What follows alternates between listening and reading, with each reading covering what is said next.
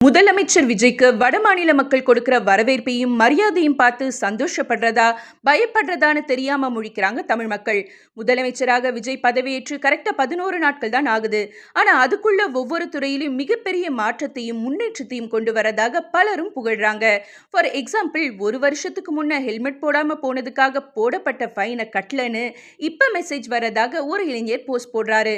அதே மாதிரி 717 டாஸ்மாக் மதுபான கடைகள் மூடப்பட்டதை சம்பந்தப்பட்ட பகுதி மக்கள் திருவிழா மாதிரி கொண்டாடுறாங்க. பல கல்வி நிறுவன உரிமையாளர்களும் முதலமைச்சரை பாராட்டி அது மூலமாக மிரட்டல்கள் வந்தாலும் அதை ஃபேஸ் பண்ணுவோம்னு மீடியாவுக்கு பேட்டி கொடுக்கறாங்க.